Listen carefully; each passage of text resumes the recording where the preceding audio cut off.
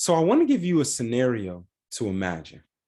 Imagine that you have worked hard to put away money for your retirement. You've built up your nest egg and you have made your plans to retire comfortably. But in 5 years, all the money you saved and accumulated is gone. Now, how would you feel? Very likely you feel overwhelmed, you feel sad, you feel shocked. But this is a real situation that happened to Robert and Claire. Everything they had saved up was gone in just a few years. Now, why did that happen? Well, Claire had to go into a nursing home. And as a result, they had to spend down all of their money for the care that she received in that facility. Now, this sad story, it does teach us an important lesson. It teaches us that in order for our retirement to truly be secure, we have to have some type of game plan for long-term care. In this video, we're going to explore the negative effect that long-term care can have on your retirement, and we'll discuss solutions that can help you solve that problem. Let's get started.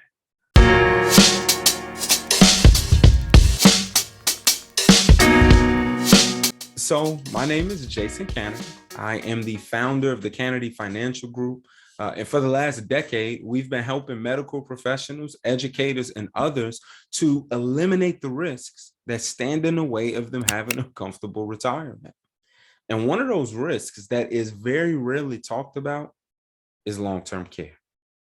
Now, put simply, long-term care risk is the risk that either you or your mate will be required to spend down all of their assets, all of their savings, because one or both mates need the care of a nurse, either at home or in a healthcare facility. Now, what's really interesting is that 7 out of 10 people will need some type of long-term care in their lifetime, but very few are prepared for it.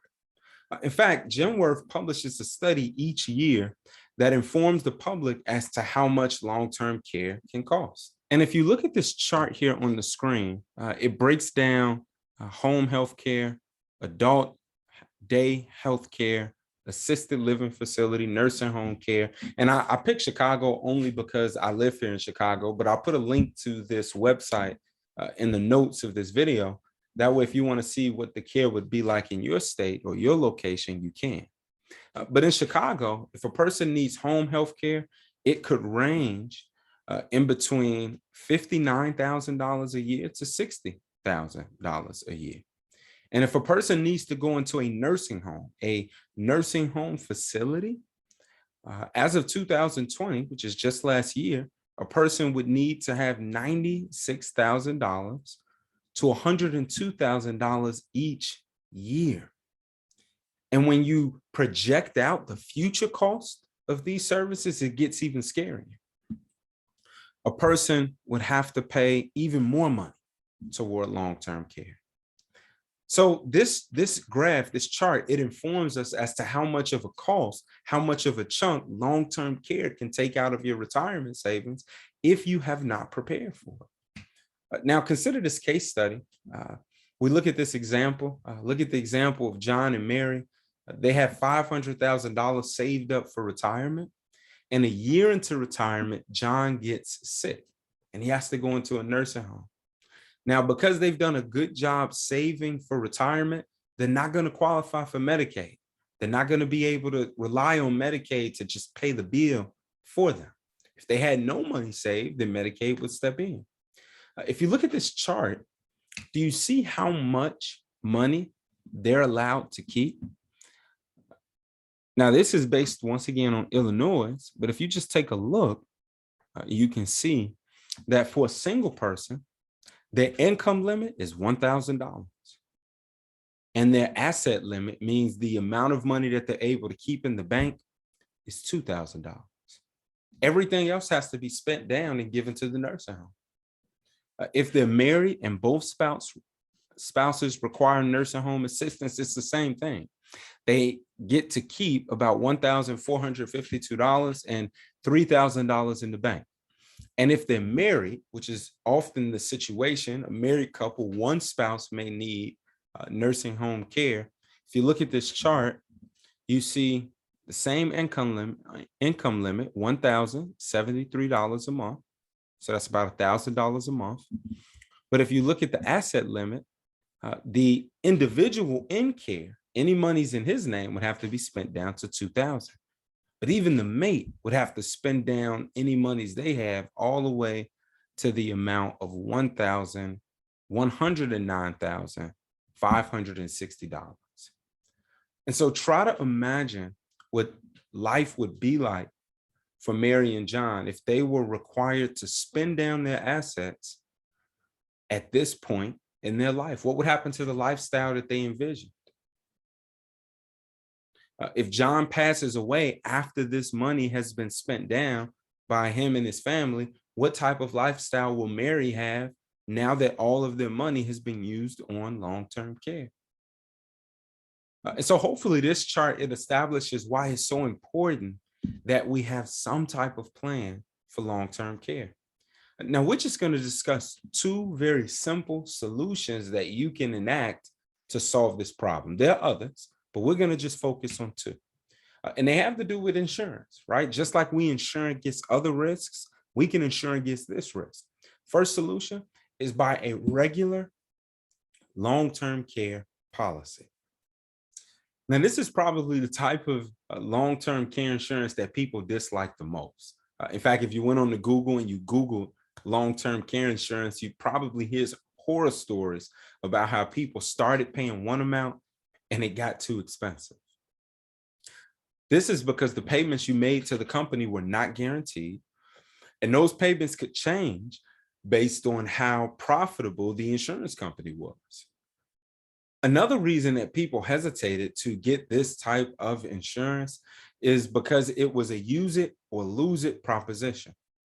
See, if you got sick and had to go into a nursing home, the insurance company would keep the obligation. They would pay out that money to you and your family. But if you never went into a nursing home and 30 years into retirement, you passed away peacefully in your sleep, you would not get any of the money that you put into those plans back. It would be a use it or lose it proposition. The company would say, we insured you against this risk, so we did what we promised to do. We don't owe you anything. But the reality is that long-term care insurance has changed. There are policies that exist now that do far more than the policies that were available 20 or more years ago. For example, a person can purchase a asset-based long-term care policy now that will allow them to, one, get all of their money back out of the policy if they need it after having it for a certain amount of years. So let's say they had it for 10 years, something comes up, they want to refund the policy, they can cancel it and get their money back out of the policy. If they don't need long-term care and they pass away peacefully in their sleep, the company will give them all the money they put in plus a certain amount as a credit to them for having the policy. And then obviously, if they do need nursing home care, then the insurance company keeps their promise to pay out a certain amount each year to cover their nursing home care. But the point is that these policies have changed. They've become more favorable, and they could be something that you can use to solve this problem. Now, the second way to solve this problem is even simpler. Most of us have life insurance already. But did you know that some life insurance policies have an attachment automatically connected to them that allows you to withdraw the actual death benefit for long-term care? Now, not all life insurance policies have this, but it's important that if you have no other plan for long-term care, it's important that you make sure that your policy does. So the way that it works is the company will allow you to withdraw a portion of your death benefit while you're alive and use it towards your needs. Oftentimes, some insurance policies include this additional benefit completely free. Now, obviously, you need to check with your particular insurance company to make sure you understand the rules associated with this policy. But the point is that it can help cover costs that you would normally have to self-fund for long-term care. Now, what's the conclusion of our discussion?